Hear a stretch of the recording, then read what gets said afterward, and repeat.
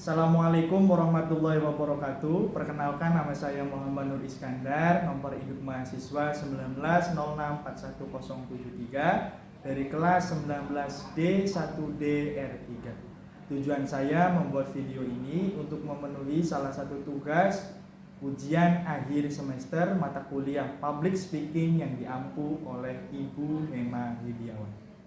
Pada kesempatan video ini saya akan belajar berpidato dengan judul Pendidikan di Era Revolusi Industri 5.0. Perlu kita ketahui bersama bahwa revolusi industri itu seiring dengan perkembangan zaman semakin hari semakin melaju dan semakin berkembang dengan pesat. Revolusi industri yang dulunya 4.0 di era sekarang berubah menjadi 5.0 dengan tema Human Society.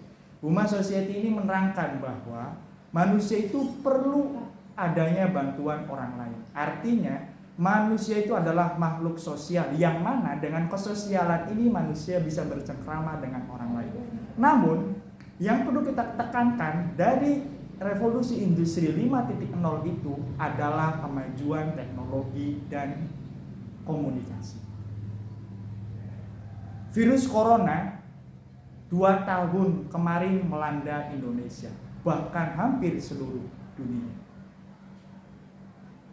Meliputi dari bidang ekonomi, sosial,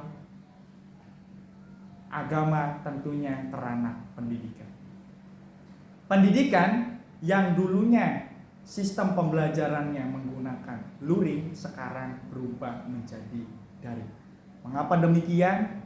Karena virus corona itu menular dari satu orang ke satu orang lain dengan sangat cepat.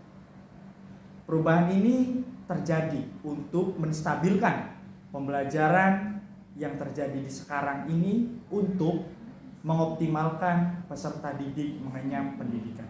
Meskipun belajar dari rumah, tapi kenyataannya pembelajaran yang dicetuskan oleh Permendikbud itu lumayan efektif untuk menanggulangi siswa-siswi yang nganggur di sekolah. Revolusi industri. Konsep revolusi industri 5.0 merupakan konsep yang secara fundamental dapat mengubah cara kita hidup, bekerja, dan berhubungan satu dengan yang lain. Dalam hal ini saya ingin menyampaikan 5 hal yang harus kita persiapkan untuk menghadapi revolusi industri 5.0 sebagai calon pendidik atau sebagai calon guru. Yang pertama adalah menanamkan karakter. Karakter itu perlu ditanamkan sebagai calon pendidik. Karakter yang bagaimana? Karakter yang kita tanamkan kepada kita, khusus dari diri kita sendiri, itu adalah karakter Pancasila. Pancasila adalah sebagai dasar ideologi bangsa Indonesia. Pancasila adalah tujuan akhir dari bangsa Indonesia. Oleh sebab itu Pancasila perlu ditanamkan karakternya. Nilai-nilai keberagaman, toleransi, kesatuan, peradilan, dan lain sebagainya perlu ditanamkan mulai sejak sekarang. Kenapa? Kalau kita tidak ditanamkan karakter Pancasila, itu nanti kita akan tergerus oleh budaya-budaya yang dari luar datang. Bayangkan, kalau kita tidak mempersiapkan karakter kita, mental kita, apa yang akan terjadi dengan negara Indonesia? Karakter merupakan interpretasi perwujudan dari kelakuan bangsa Indonesia. Pancasila, nilai-nilai yang terkandung di dalam Pancasila merupakan karakter asli bangsa Indonesia. Yang kedua adalah pemahaman dan penguasaan tentang media. Perlu kita ketahui bersama bahwa media, khususnya teknologi dan informasi, era sekarang ini sangat perlu sekali, khususnya dalam hal pendidikan. Apalagi kita sebagai calon guru, tidak boleh yang namanya tidak melek teknologi. Teknologi itu sangat penting. Revolusi industri 5.0 menekankan bahwa teknologi dan manusia adalah hal yang satu. Banyak robot-robot yang diciptakan oleh ilmuwan dari luar itu menyerupai manusia. Dalam hal pendidikan juga sama. Teknologi itu bukan hanya melulu tentang pembelajaran. Tetapi untuk melengkapi data-data, untuk mengirim dokumen dan arsip-arsip yang diinginkan oleh Dinas Pendidikan, itu perlu kita kuasai. Yang ketiga adalah inovasi.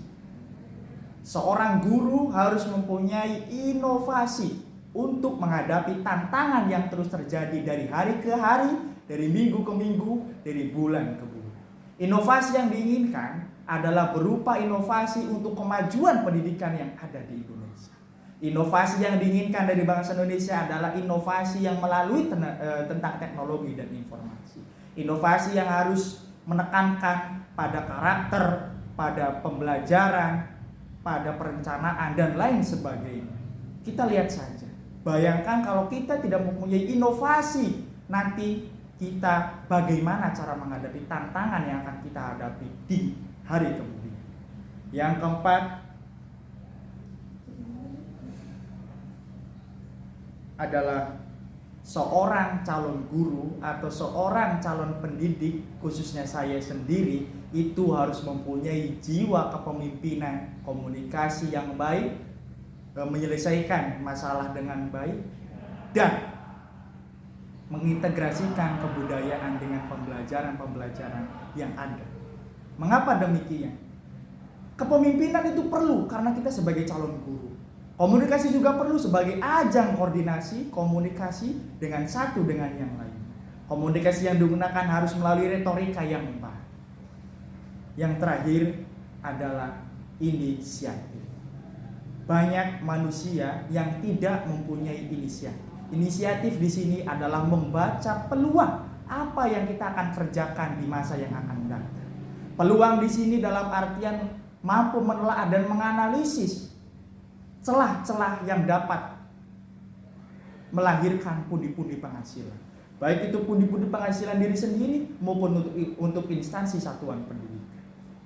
Kesimpulannya dari 5 hal yang saya terangkan tadi adalah merupakan prinsip dalam hidup untuk menghadapi tantangan revolusi industri 5.0. Harapan saya semoga teman-teman semua yang ada di sini maupun yang di luar sana dapat mengamalkan serta mengimplementasikan dan mengaplikasikan dalam kehidupan sehari-hari.